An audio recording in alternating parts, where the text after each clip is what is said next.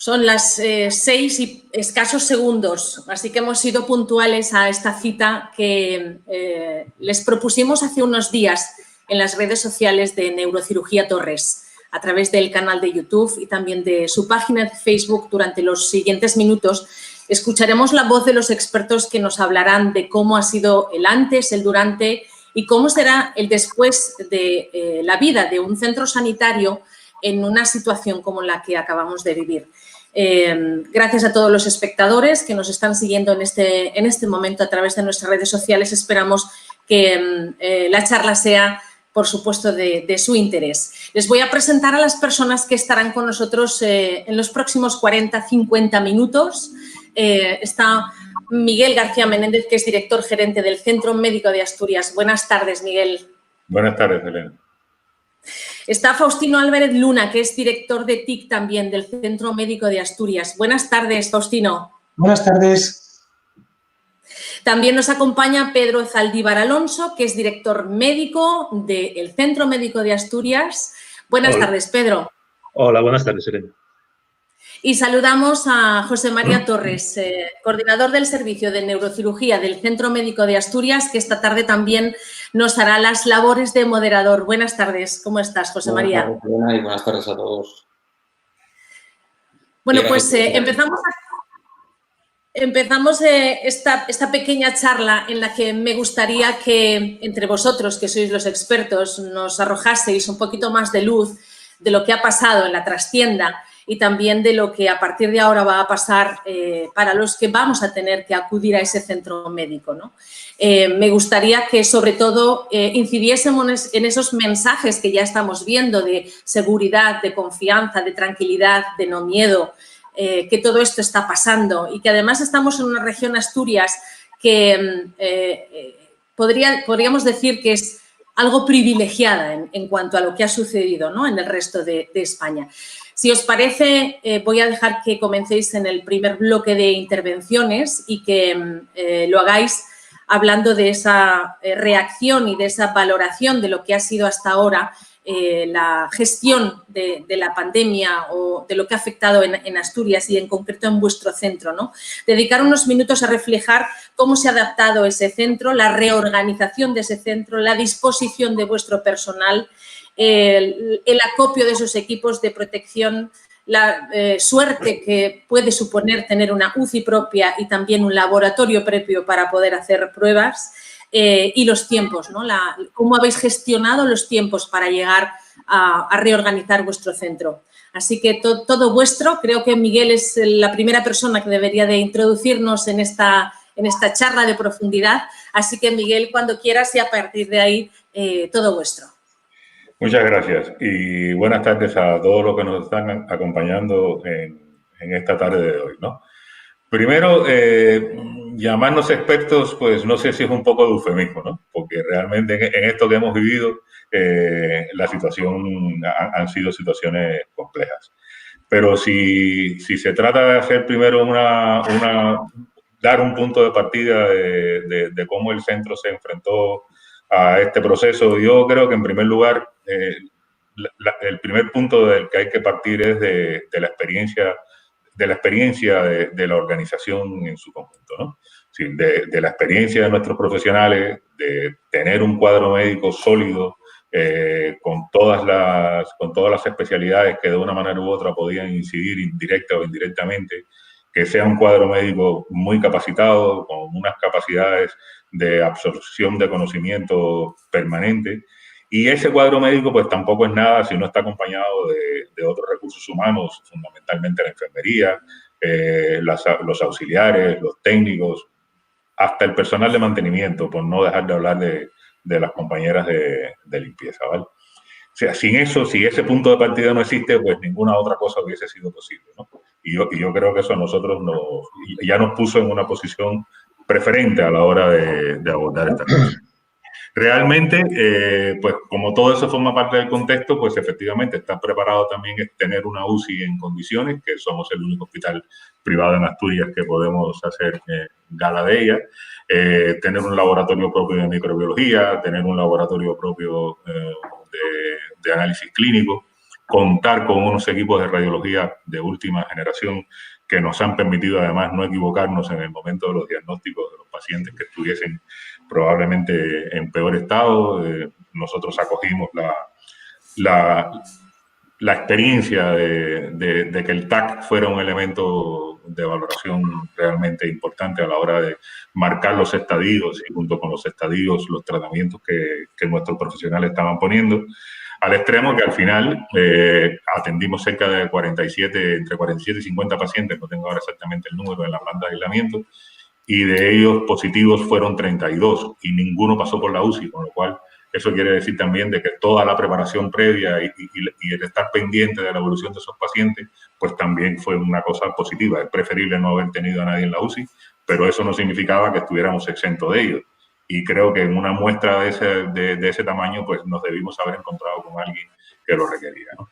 Y todo esto forma parte del contexto. Si ahora me preguntas de alguna manera cuál ha sido organizativamente el principal acierto del hospital, yo te diría que ha sido la flexibilidad.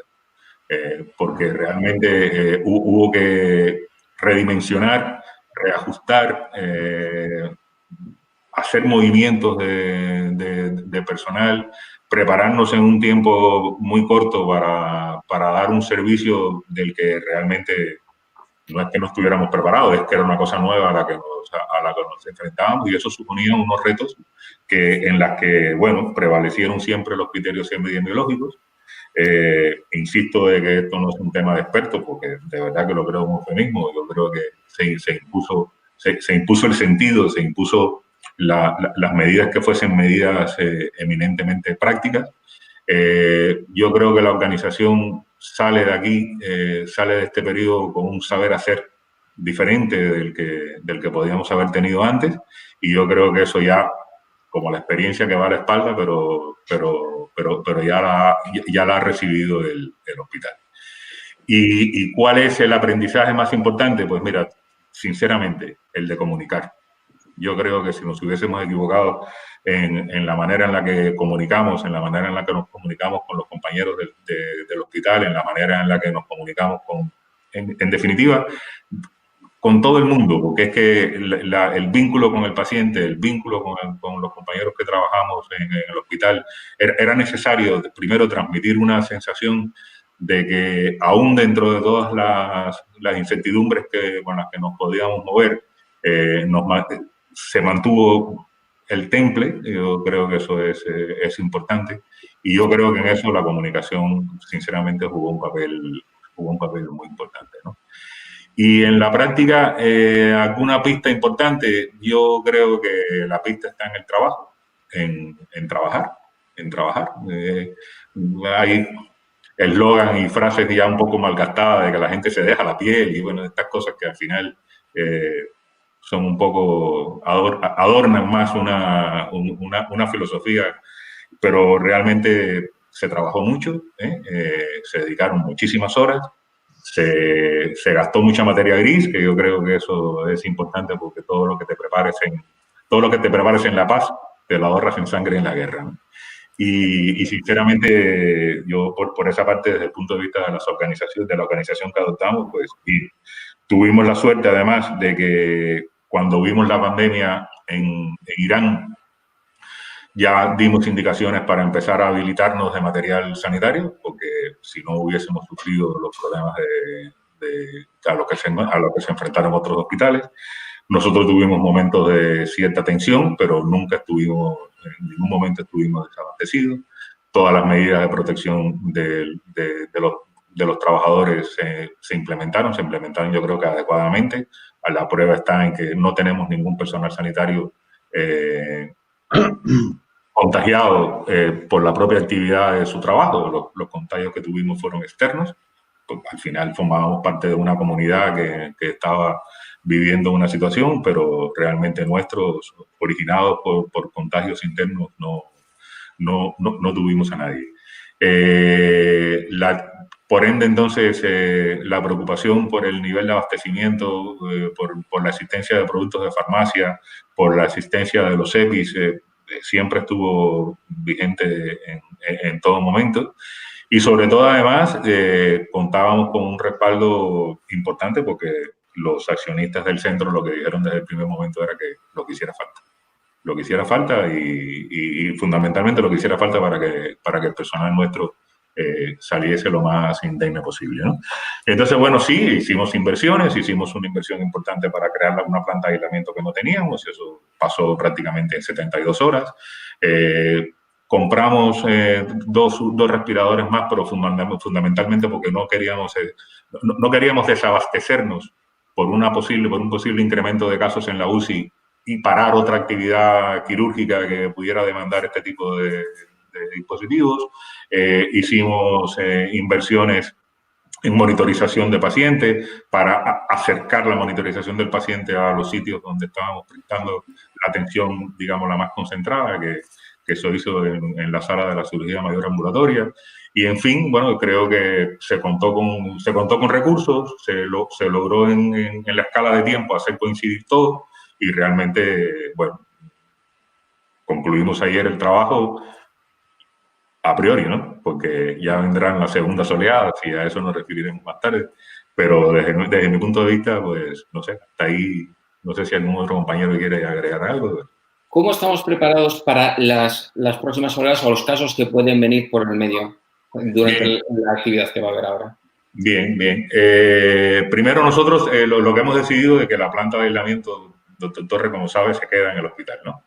Y ahora en unas condiciones diferentes en las que nos encontramos, lo que estamos es replicando a una escala menor lo mismo que hicimos en la planta de aislamiento dentro de esa propia planta de aislamiento. O sea, hoy se están colocando unas esclusas nuevas en la misma planta 1 para dejar una serie de habitaciones que van a funcionar, bueno, como una solución de aislamiento, pero lo que pensamos que vamos a tener en estos meses son fundamentalmente pacientes en los que la clínica todavía es un poco...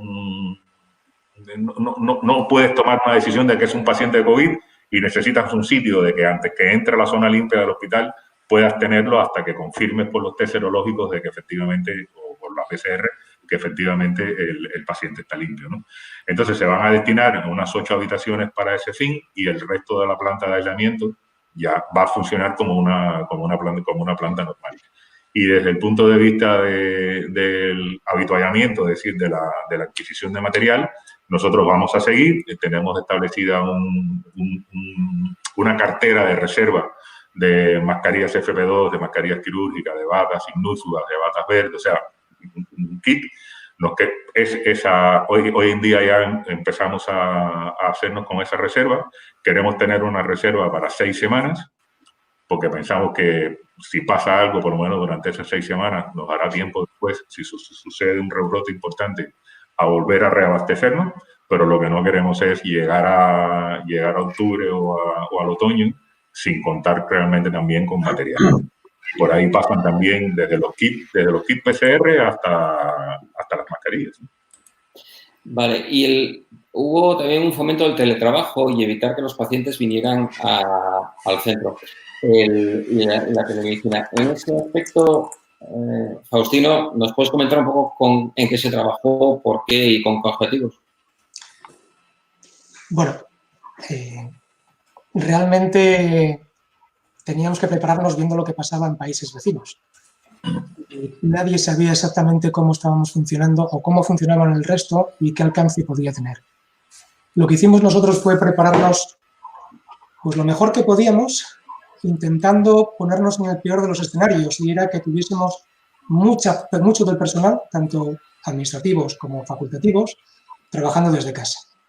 Para eso lo que hicimos fue montar una plataforma, instalarla en nuestro centro, que nos permitía, a través de una conexión VPN, un túnel seguro, dar servicio a todos los usuarios del centro que necesitasen conectarse para seguir desempeñando su labor, bien fuesen administrativos, como dije, o bien fuesen facultativos. Dentro de esa plataforma lo que hicimos fue montar las aplicaciones necesarias tanto a nivel administrativo para las citas, para las consultas, para dar los resultados, porque se puede acceder y se puede acceder a las analíticas, a la parte de diagnóstico, de radiodiagnóstico de las imágenes de los pacientes y, en definitiva, tratar de que fuese lo más fácil para trabajar todos, que no hubiese mucha diferencia, aunque, bueno, lamentablemente trabajar desde casa, sin ningún tipo de experiencia, porque nadie teníamos esta experiencia de poder llevarlo a cabo, bueno, pues vamos a ponernos a trabajar y hacer la misma labor que hacíamos en el centro, hacerlo desde casa. Al principio ha traído sus complicaciones, como en todo, pero luego ha ido funcionando y prácticamente no se ha notado ningún desfase, ni ninguna pérdida de no hemos podido atender a unos o sí se ha podido atender a otros más que a otros. Yo creo que al final hemos conseguido que esto funcionase y nos preparásemos para lo que podía ser y no ha llegado a ser tanto, bajo mi punto de vista, ¿vale? Nos queda mucho todavía por andar, ¿eh? Esto ha sido una experiencia que tenemos que tomarla como positiva para aprender de qué es lo que puede ocurrir y cómo tenemos que prepararnos, porque desde luego lo que tenemos que seguir garantizando es el acceso a la medicina a todo el mundo, con las mayores garantías, sea del tipo que sea, desde una primera consulta hasta unos resultados, a poder ver una analítica, unas imágenes. Todo eso ha llevado un gran trabajo que yo creo que se ha visto, bueno, en el día a día y se ha realizado con el esfuerzo de todos los compañeros y de todo el personal del centro médico, porque todos yo creo que han participado de una manera o de otra, sobre todo garantizando de que las comunicaciones fuesen efectivas, de que no hubiese demora, de que no hubiese pérdidas en saltos de imágenes, en recibir la información y sobre todo, y quiero insistir en ello, de que fuesen muy, muy seguras la información que transitaba por la red. Cada vez más hay una tendencia a la telemedicina y a las consultas online. Eso lo hemos visto y quizá hay cada día más y una demanda mayor últimamente. ¿Se implementarán, tú crees, más este tipo de consulta o ha sido solo una moda? ¿Qué opinas? Yo creo que se va a incrementar, pero estamos ahora mismo en la línea de que si vamos hacia adelante o nos quedamos parados. No que vayamos para atrás, ¿eh? Vayamos hacia adelante porque la tecnología nos permite hacer muchas más cosas vía internet, vía telemática, ¿vale? Como, no sé, poder ver, hace poco leí un artículo de los israelíes que están muy avanzados en ese tema, de que con una simple cámara de vídeo, una simple cámara de fotos de un móvil, podían hacer una foto de la piel de un paciente con un grano, una marca, algo, y eso lo subían a una página web diseñada por ellos y el sistema era capaz de analizar esa imagen y transmitírsela al médico con mayor resolución de lo que podría hacer la cámara en sí. ¿Ha llegado? Bueno, no sé, yo creo que tenemos todavía el hándicap ahí de las personas. ¿Estamos preparados para hacer telemedicina 90%? No sé, creo que todavía nos queda un poco por caminar. Pero el camino puede que sea ese, ¿eh? Nos queda todavía que la tecnología avance todavía un poco más para que sea más fácil para todos. En el tema de organización del personal, sobre todo del personal médico, tuvo gran importancia el trabajo que hiciste el doctor Zaldívar, Pedro, con todo el personal de medicina interna, las enfermeras. Eso ha sido un gran trabajo y hay que tenérselo en cuenta y agradecérselo porque han trabajado muy duramente. ¿Cómo va a ser ahora el trabajo cuando haya que mezclar pacientes? Porque no se puede mezclar, hay que convivir pacientes COVID y pacientes no COVID dentro de un propio hospital. Lo primero, dar las gracias a todo el mundo del centro por el esfuerzo y cómo se han portado en todo el desarrollo de nuestra actividad durante todos estos 2 meses últimos, ¿no? Respecto a la asistencia, que a mí me gustaría contar un poquito lo que ha pasado. Desde mi punto de vista, yo soy médico de atención primaria, pero llevo muchos años ejerciendo como intensivista, como médico de urgencias y tuve mi consulta en su día de atención primaria. Entonces, veo al centro como un hospital global, integrado, toda la medicina. Y respecto a la pregunta que tú me haces ahora, si los internistas, cómo va a ser la medicina de la época post-COVID y mezclar unos y otros, hay que tener en cuenta que estamos dotados de pruebas como podemos hacer rápidamente una PCR y una serología, y eso nos da una capacidad para tener el hospital, los límites que permite la fiabilidad de la medicina, limpio, o que no operemos a determinados pacientes o que no hagamos determinadas pruebas, ¿no? Es lo que llevamos haciendo desde hace ya un par de semanas. En cuanto tuvimos la disponibilidad de hacerlo en el centro, nosotros la PCR, posteriormente a las serologías, nos dio un plus de calidad, poder admitir a esos pacientes que eran COVID en la planta de aislamiento. Entonces, todo esto a mí me da una calidad que presta el centro médico a los pacientes, que son nuestros usuarios habituales, ¿no? ¿Cómo integrar todo esto en el momento actual? Pues disponiendo de esas pruebas para saber qué pacientes se pueden operar o no se pueden operar, hay que posponer la cirugía gracias a la PCR, la determinación de la serología, o para hacer determinadas pruebas invasivas, por ejemplo, una gastroscopia o una ecografía transesofágica. Les pedimos estas pruebas y nos permite saber si un paciente tiene o no tiene o ha tenido el COVID, ¿no? La COVID, que se dice. ¿Cómo vamos a hacer nosotros en el centro?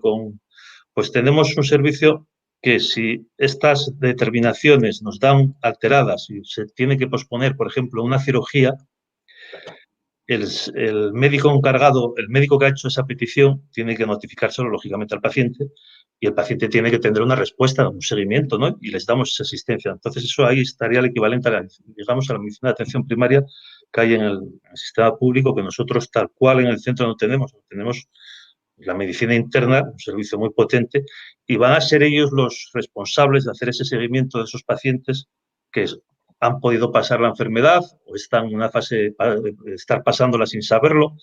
Entonces, eso yo creo que nos da una calidad al centro muy importante, ¿no? El tema de cómo separar unos pacientes de otros, pues lo ha dicho Miguel. Tenemos una planta de aislamiento, tenemos una planta entera para pacientes COVID, tuvimos un total de 22. Hemos reducido ahora, lógicamente, porque tenemos que reanudar nuestra actividad, y existe una cuarta parte, una tercera parte de esa planta de aislamiento dedicada a pacientes COVID y a pacientes que cuando ingresan no sabemos si son o no son COVID. Es decir, son potencialmente COVID, los metemos allí 24 o 48 horas hasta que tenemos los resultados de la PCR y la serología, y en función de los resultados los sacamos a las otras dos plantas. Y eso nos da una calidad para poder atender a los pacientes con qué diagnóstico y respecto a que tengamos a nuestros empleados protegidos de una posible infección del COVID, ¿no? Pedro, el paciente también, si es positivo, pero la prueba o la cirugía es inminente, se puede realizar, ¿verdad? Como hemos tenido hace pocos días. Sí, además, es el caso tuyo, Chema. Me llamaste, me dijiste que había una urgencia, que era un caso urgente, emergente, y como los dos tenemos cierto peso en el centro, pues bueno, había que operarlo. Había que operarlo y con todas las garantías de una seguridad. Tenemos el quirófano preparado para operar pacientes COVID, tenemos la UBI para admitir a pacientes COVID y una reanimación para admitir a pacientes COVID. Este paciente, aunque no era COVID exactamente, tenía la posibilidad porque tenía una IgM positiva y eso genera un grado de incertidumbre que no sabes si es contagioso o no es contagioso. Tiene una PCR negativa, pero tú te tienes que proteger. Entonces, ese mecanismo lo tenemos todo bien organizado, yo creo que está bien engranado, gracias a todo el mundo que estamos ahí. Y bueno, pues eso nos da también una posibilidad de operar ese tipo de pacientes, ¿no?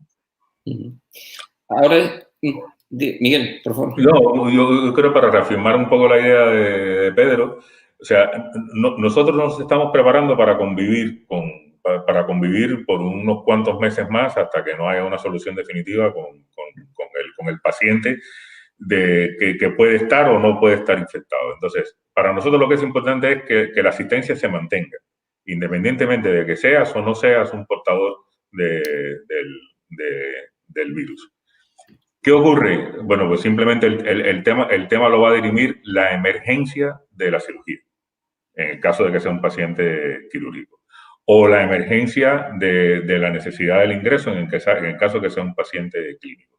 La única diferencia que va a haber es que ese paciente va a recibir su atención por neurocirugía en la zona de aislamiento, si es un paciente que va a ser COVID, y si no es un paciente COVID, lo recibirá en cualquiera de las instalaciones de la planta de hospitalización normal del hospital. Esa es exactamente la idea, es mantener aislado el paciente positivo o medio pensionista, por utilizar una expresión más jocosa, mantenerlo aislado del resto del paciente y que reciba en ese sitio la atención que necesita. Si hay que operar, operamos. Si hay que tratarle de un síndrome confusional, se le trata. Si viene deshidratado, se le trata.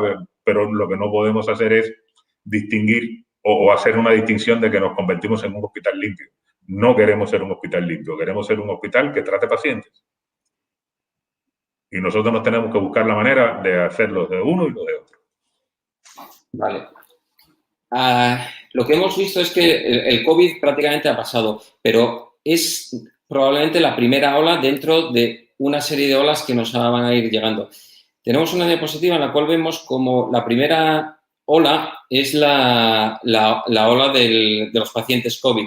Pero hay una serie de pacientes que se han quedado en casa, que no han podido ser atendidos porque la emergencia era tratar a los pacientes COVID, que teníamos que intentar que esos pacientes protegerlos, pero esos pacientes ahora tienen que venir al hospital. Y de hecho están viniendo y estamos viendo una serie de pacientes que no han recibido la atención que debían porque tenían miedo, porque no podían ser atendidos. Lo vemos en la primera ola que vemos en esta diapositiva es la de los enfermos COVID. Hay una segunda ola que son los pacientes que no han podido ser atendidos. Por ejemplo, hace poco he tenido en la consulta un paciente con una fractura que llevaba mes y medio tratándose con morfina, no se le controlaba el dolor. Ni siquiera él se atrevió a venir a mi consulta. Vino su hija con una resonancia, el paciente tenía un tumor debajo de la fractura, ingresó y al poco tiempo no pudimos tratarle el primario y, por desgracia, ese paciente pudimos controlarle el dolor, pero no pudimos controlarle la enfermedad primaria porque ya había llegado demasiado tarde. Eso es algo que cada día estamos viendo más y eso es algo que tenemos que invitar a los pacientes a acudir a su médico de cabecera, acudir al hospital con los problemas de salud que tengan. Se calcula que hay muchos pacientes que han tenido infartos cerebrales o infartos cardíacos y que no han acudido al hospital y que tienen secuelas que hay que intentar tratarlas y mejorarlos. Esto lo estamos empezando a ver bastante, ¿verdad, Pedro? Sí, hay gente que se ha quedado en casa por miedo a venir. Lo que pasa es que ahora, pues yo creo que gracias un poco a la divulgación que tenemos, están quitándose miedo, el número de urgencias está aumentando, el número de consultas está aumentando, siempre con todas las medidas de prevención que se han desarrollado, espaciar los tiempos de consulta. Entonces, la enfermedad, la COVID, es una enfermedad que ha dejado en casa a muchos enfermos con problemas y ha ocurrido lo que tú dices claramente. Eso está clarísimo. Supongo que la gente le quitará el miedo y empezarán a volver al hospital para hacer el seguimiento que hacían habitual de sus enfermedades, por unas revisiones de un posinfarto, revisión por un posictus, las revisiones que tienes tú de tus postcirugías. Es importante que se reanude esa actividad. Lo que pasa que también es importante por parte del centro dar una garantía de seguridad de que les vamos a evitar en la medida de lo posible el contagio con el personal que hay allí, con el propio médico que puede estar infectado y no saberlo. Bueno, todas estas cosas es una responsabilidad por parte del centro que tratamos de dar y que yo creo que la estamos consiguiendo. Exactamente. Yo creo que esa es la idea y que sí. Después hay una tercera ola al final, que es aquellos pacientes crónicos que han recibido tratamiento y que no lo reciben y que hay que postergarlo. Pacientes que estaban con inmunosupresión o algunos tipos de quimioterapia que no se han podido dar y que eso va a producir un efecto a más largo plazo.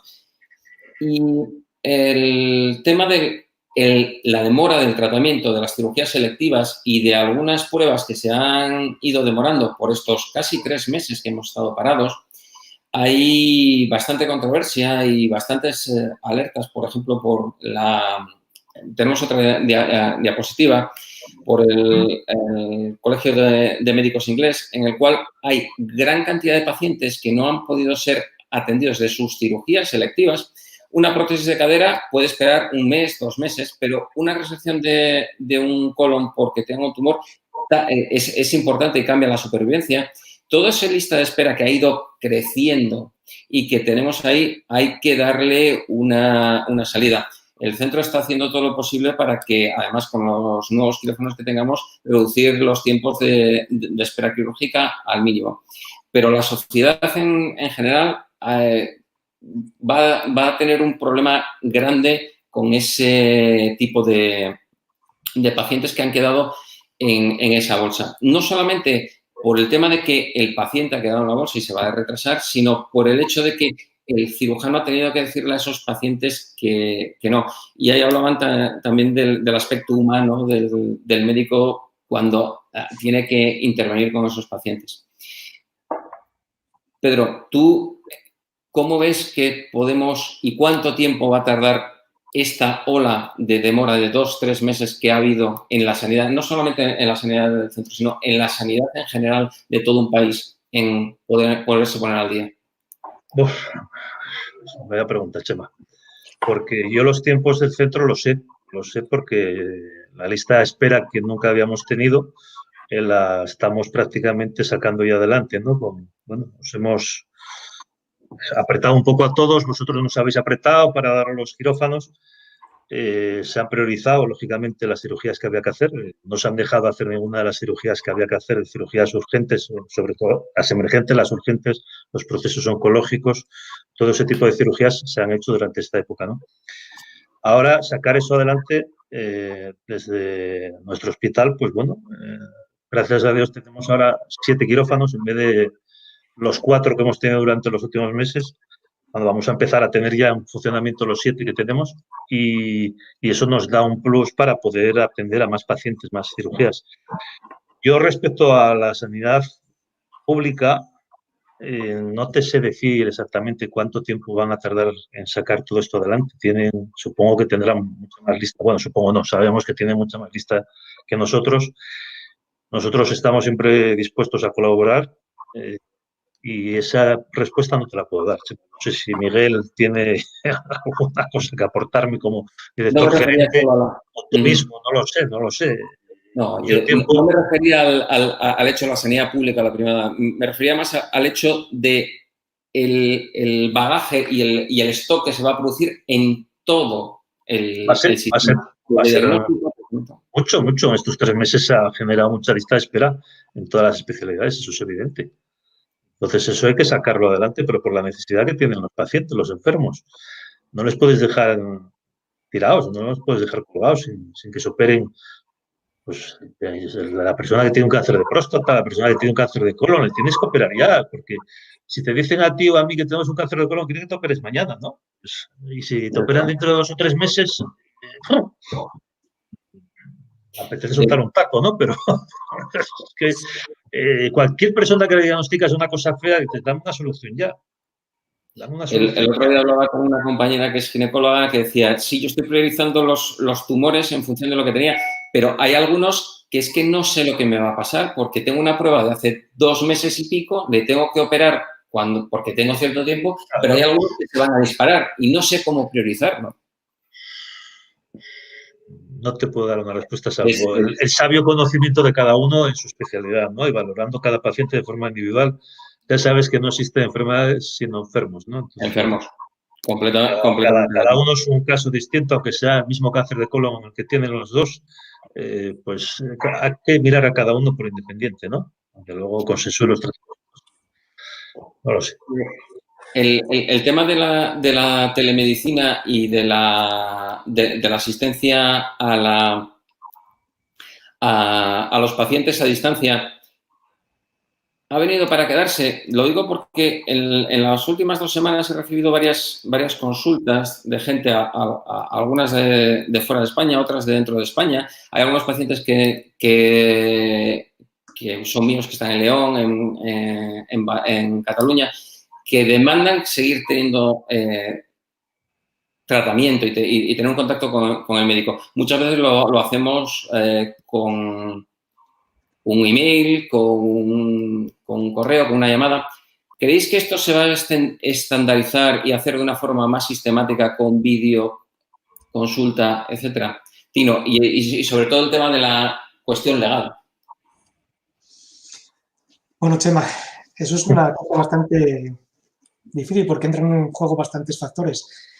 Y entre ellos, 2 personas, una, date cuenta, no sé qué porcentaje de gente mayor que necesite imperiosamente hacerse una consulta, tiene predisposición y sabe hacer una videollamada. ¿Vale? Y eso, yo creo que hoy en día todavía sigue siendo un pequeño escollo que hay que salvar. Creo que la telemedicina tiene que llegar y se te va a quedar que quedar, pero tiene que ser más fácil para el usuario. Si no es más fácil para el usuario, pienso que va a seguir reclamando la forma que sea más fácil para él. Si los médicos le dicen que le envíen un correo, lo va a enviar un correo, bien por un familiar, bien porque sabe manejar un correo. Pero una videoconsulta, una videollamada, bueno, no sé, yo creo que todavía está un poco verde ese tema para poder atenderlo. ¿Llegará? Sí, va a llegar. ¿Se va a quedar para siempre? Pues no lo sé. Supongo que con el tiempo lo iremos viendo. Entiendo que las personas más mayores no tendrán tanta facilidad para hacerlo, pero los de una cierta edad más joven, que nos ha cogido la tecnología más joven, pues estarán más abiertos a que, doctor, quiero hacer una videollamada con usted para comentarle mi problema o que usted me diga qué es lo que cree que debe hacer. Tengo que pasar por la consulta y hacerme una prueba, o con solamente lo que usted me diga por la videollamada, pues tomamos otro tipo de decisiones. ¿Vale? Pero desde luego, por ejemplo, para hacer revisiones, siempre y cuando no sea, hay que implementar más pruebas al paciente, creo que se puede avanzar en ello. Creo que es más fácil, ¿no? No es necesario para dar, no sé, unos resultados de una analítica o una prueba de una resonancia o X lo que sea. Muchas de las pruebas pues, son simplemente derivar para otro servicio, sea rehabilitación, sea trauma, sea cualquier otra cosa. Igual no es tan necesario que el paciente venga a que el médico le explique qué es lo que ha visto y pierda, pues no voy a decir perderlo, que venga a hacer pues, una consulta directamente al centro. Vale, creo que se puede agilizar por ahí. Y el tema de la gestión de esta nueva telemedicina, ¿es factible o está todavía muy lejos? Porque en algunos sitios de Estados Unidos ya se está implementando algunas cosas. Aquí, el sistema español y la mentalidad española, ¿creéis que puede ser a corto o medio plazo implantable o no? Si me preguntas a mí... No, se lo pregunto más bien a Miguel. Bueno, voy a hacer un paréntesis para apartarnos del tema y así la pregunta me da tiempo a pensarla.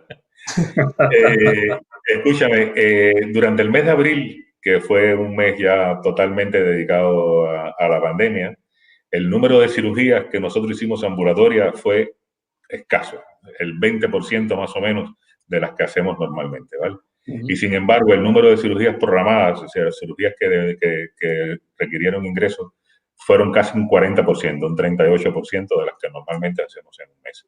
Eso lo que quiere decir es que al final, en los extremos en los que se puede haber presentado otros hospitales en los que se pudo haber paralizado por completo la actividad, en nuestro caso no fue tan absoluta, ¿vale? Porque ya te digo, hicimos prácticamente un 40% de las cirugías normales en el mes de abril, con ingresos, no así las ambulatorias, y eso al final nos ha permitido, bueno, pues que el nivel de puesta al día que tenemos en este momento con las cirugías pendientes, pues cada día se más se estrecha, ¿no? Bueno, respecto a la pregunta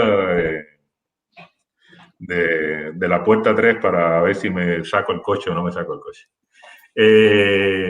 Mira, yo creo sinceramente de que yo soy escéptico con el tema, ¿vale? Y soy escéptico, aunque soy una persona que me considero tecnológicamente una persona activa, tengo mis reminiscencias. Dejaste caer una cosa que no es baladí y es las implicaciones legales que tiene el tema, ¿no?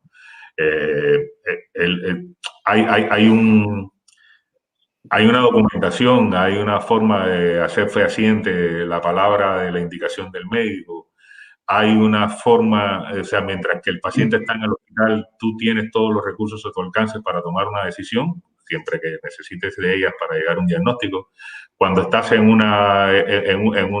aplicando una telemedicina, pues, no sé, lo siento, pero perdiste el tacto, no sé cómo vas a hacerme un reconocimiento de abdomen en el caso de que seas un cirujano. No que te voy a decir que me duele aquí en el lado derecho y que a veces me irradia. Entonces, hay temas en los que todavía yo creo que la presencia física va a ser importante, y es porque tenemos muy metido en la conciencia una relación tipo médico-paciente, y que en esa relación tipo médico-paciente llevamos generaciones, ¿vale? El médico viene a mi casa y después ahora ya yo me estoy acercando al lugar donde está el médico, pero la relación médico-paciente que está implantada es una relación muy sólida. La otra cosa que necesitamos además es que existe una base tecnológica que permita tener determinados elementos remotos que te permitan tener determinada información. ¿Qué vas a hacer para tomarle la atención? ¿Cómo haces eso? ¿Cómo haces para si tienes estás estimando un problema cardíaco, ¿cómo haces? ¿Cómo haces para hacer eso? Entonces, se convierte en un hándicap, ¿vale? Mientras que no existan medios técnicos que estén certificados para que clínicamente jueguen un papel. Todos podemos tener una pulsera de actividad, pero no todas las pulseras de actividad que hay hoy en día y todos los superrelojes estos que andan por el mundo son capaces de hacerte un eco medianamente fiable, ¿no? Entonces, ¿usted qué tiene? Pues póngaselo. ¿Cuántas pulsaciones dice que tiene? Sí. ¿Usted tiene pulsioxímetro? No lo sé, pero respira con dificultad. Sí. ¿Le falta el aire cuando camina? Bueno, un poco, doctor. Y esto se resuelve sabiendo que la concentración está al 92, al 94 o al 68%. Entonces, hay una serie de temas que hay que resolver tecnológicamente, además, para que sean un elemento de apoyo real. Otra cosa distinta, y además esto irá por parcelas.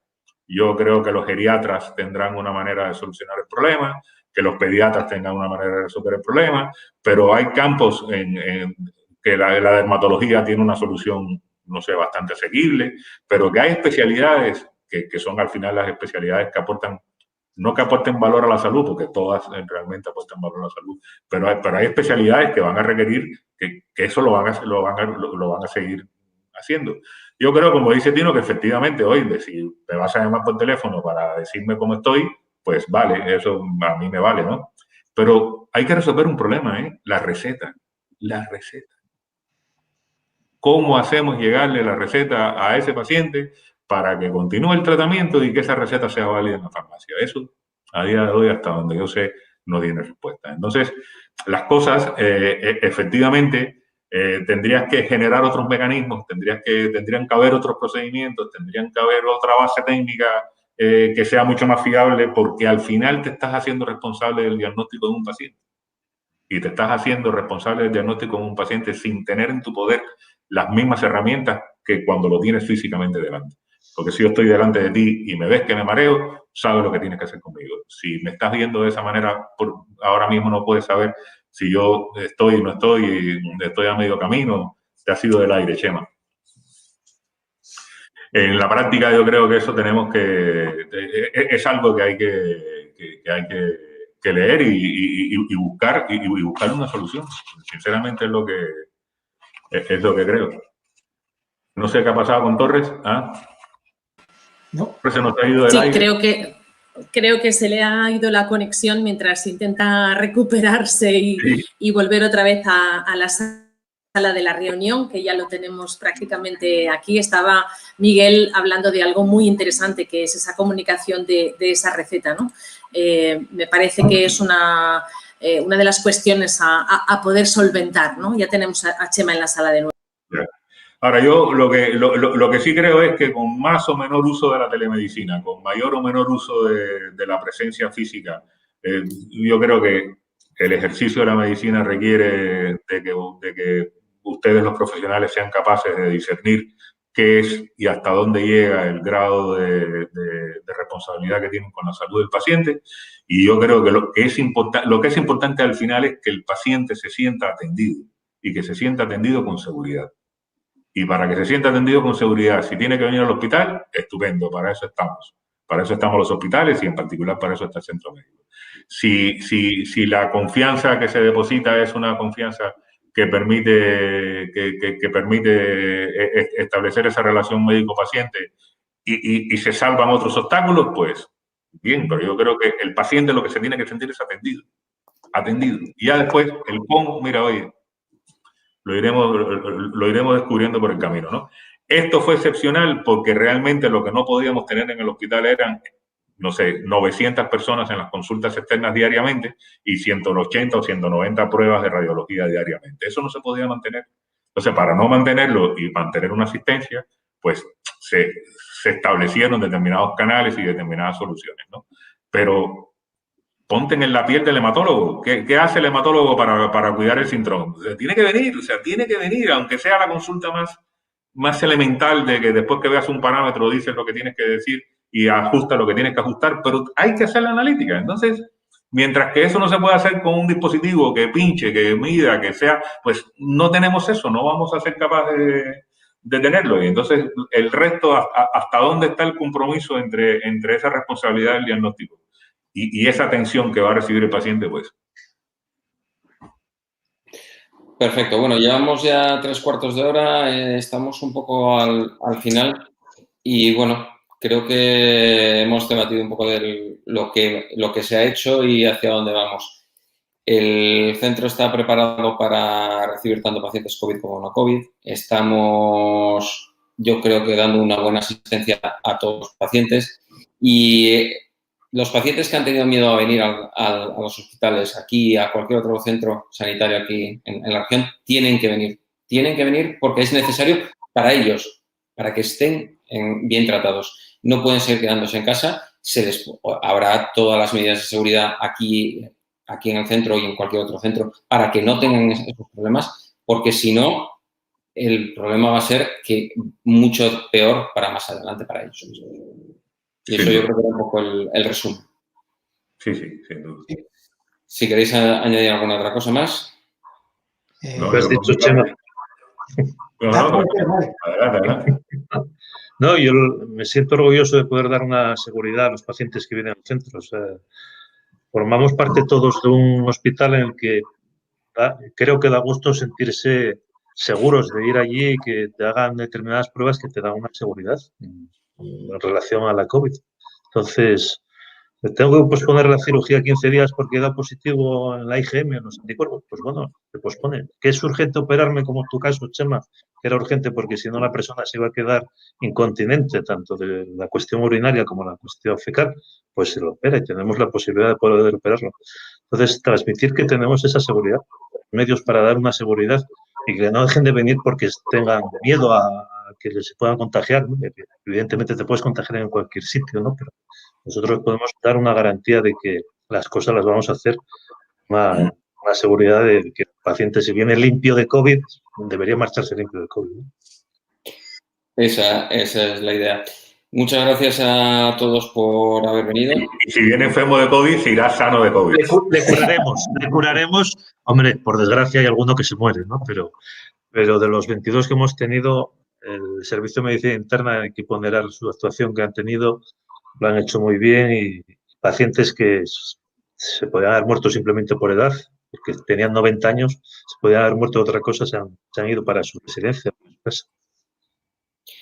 La verdad es que es un placer trabajar aquí con todos los compañeros médicos, enfermeras, personal auxiliar, administrativo. La verdad es que es una auténtica gozada y nunca, los que hemos venido a trabajar todo este tiempo, creo que nunca nos hemos sentido con miedo ni con ningún tipo de reminiscencia de que esto iba a ser un problema, sino que veníamos a darlo todo y confiando todos, cada uno en los demás. Es un auténtico orgullo estar aquí.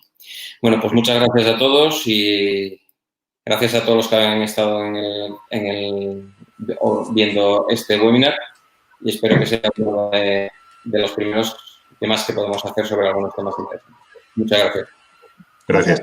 Bueno, muchísimas gracias a todos, de verdad, porque ha sido muy interesante seguir vuestra charla y, como dice Chema, espero que sea el primero de una serie en la que podamos conectar con nuestros pacientes, porque me quedo con las primeras palabras que decía Miguel, que lo importante es comunicar, y hoy es lo que hemos intentado, comunicar cómo el centro médico ha gestionado toda esta situación. Así que enhorabuena a todo el cuadro médico, el cuadro de gestión, el cuadro de compañeros que trabajáis en el centro médico y hasta una próxima ocasión que sea en las redes sociales de Neurocirugía Torres o en las propias del Centro Médico, quién sabe. Gracias a todos los profesionales que hacéis este equipo tan grande. Gracias.